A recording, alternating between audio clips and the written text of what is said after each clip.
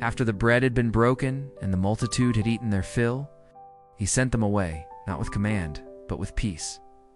The laughter of 5,000 faded into the wind, and the disciples entered a boat bound for the other side. But he went up the mountain to pray. He who had fed the hungry now sought the silence that feeds the soul.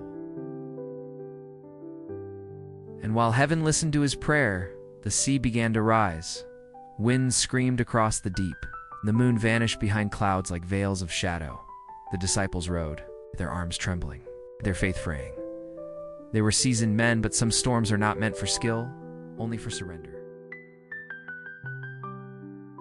It was the fourth watch of the night, when exhaustion becomes despair, even faith feels far away. Then one of them cried out, "They're on the water!" At first they thought it a ghost, for who could walk where the sea swallows kings?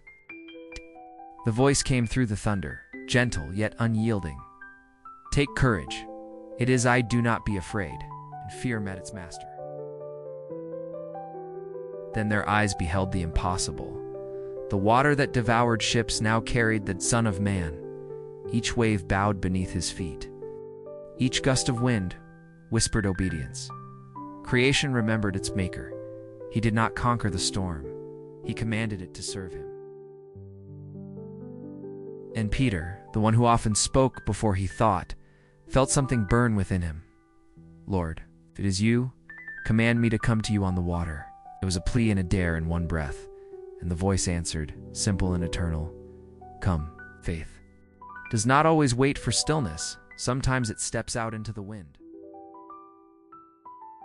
He stepped out into the unthinkable. His foot touched what should have swallowed him, and yet it held. For in that moment, belief outweighed gravity. Each step echoed a covenant, that faith can tread where reason sinks. The sea, once chaos, became a bridge between fear and glory.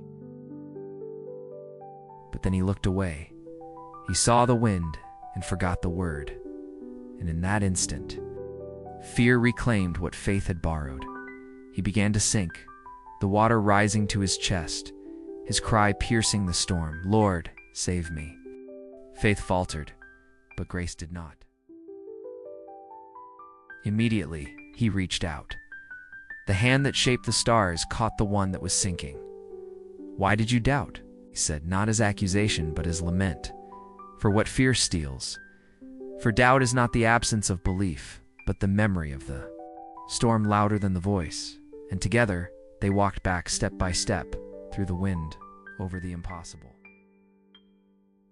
And when they entered the boat, the wind ceased. No command was spoken. The sea simply knew its master had arrived. Stillness descended, the kind that humbles even memory, and those who were with him fell to their knees, saying, "Truly, you are the Son of God." The morning came quietly, as if heaven tiptoed back across the horizon. The sea lay calm, like a mirror reflecting mercy. Peter sat in silence, soaked, trembling, but changed. For he had learned that faith is not about walking perfectly. It is about reaching even while sinking, and the storm that once threatened him had become his teacher. This was no mere wonder. It was a revelation. The waters had always symbolized chaos, the void that defied creation, the depths of fear that swallowed man's courage.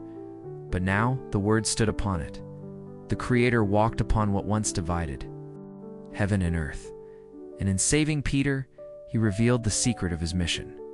He came not to calm every storm, but to teach us how to stand above them. There would be greater storms ahead, a cross, a tomb, a sea of blood and tears.